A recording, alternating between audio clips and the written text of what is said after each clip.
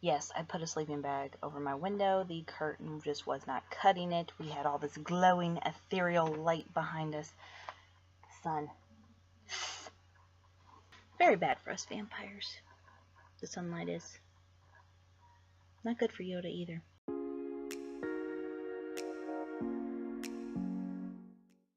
So today I thought I would talk about my adventures in animal aviation. When I was 5, I got my first cat. And it was a little orange kitten that we named Pumpkin, I believe. I love cats. I have always loved cats. And I loved this one and wanted to pet it and feed it and play with it and all that. And one of the ways I would play with this cat was I put it in a laundry bag. One of those mesh laundry bags. And I spun around. So if you can kind of imagine a cat in the laundry bag spinning in circles as I'm spinning in circles, and it kind of makes me dizzy to think about it now. So I'm sure at some point I was told to stop, and I did. So that's aviation 1. I mean, you have to teach your cat what to do if something is spinning like that, don't you? That's how you begin Air Force training for cats, I'm sure. So our 2-story house has a lovely flight of about 13 steps going up, which is just unlucky in and of itself. Depending on how you count, it's 12 or 14, but 13 steps more or less. So my dear cat, of course, had to continue their training for aviation. Back into the laundry bag the cat goes, and instead of spinning in a circle, it gets thrown down the stairs. I am so sorry to this cat, who is definitely no longer living unless this cat managed to live 20 years. I'm sure I took a few years off of its life trying to teach it how to fly. And of course I'm not trying to hurt the cat. I was little. I was trying to play with it, and I had a fundamental misunderstanding of how to play with a cat, apparently. Cat aviation training complete.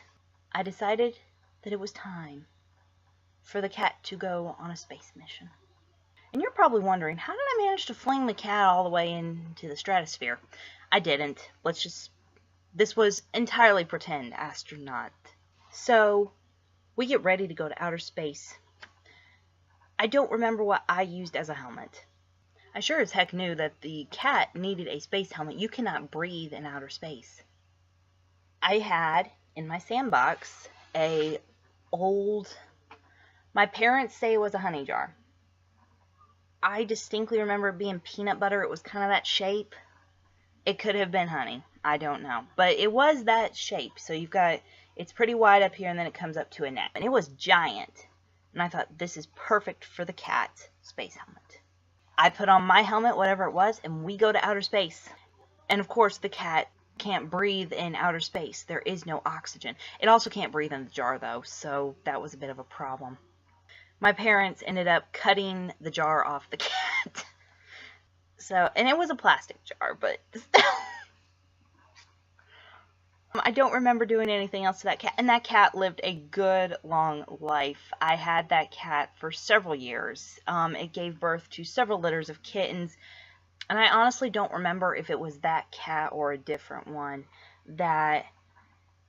This cat had like 5 different names if it was all the same cat. It was Pumpkin, and then I named it Lazy because it was lazy. It apparently had issues with its Air Force studies. It really was lazy. It was just a procrastinator. And then it became Mama Cat. I think we may have even gone so far as to name it Mambo number 5 after its 5th litter of kittens. And we had this cat for many years before it eventually took off. So that is my story of animal aviation, and before you get too hard on me for being like this, I believe that this actually runs in my family. Because you see, when my dad was a kid, he took his sister's gerbil, I believe it was, and picked it up by the tail and spun it. And the gerbil's tail popped off and the gerbil went flying. Gerbil was absolutely fine, I think, except for tailless. Anyway, my advice for you today, maybe don't take up animal aviation. Don't do it without proper training, at least. Or, a bird instead of a cat or a gerbil. Cats don't like flying. Go with a bird, please. See you next week.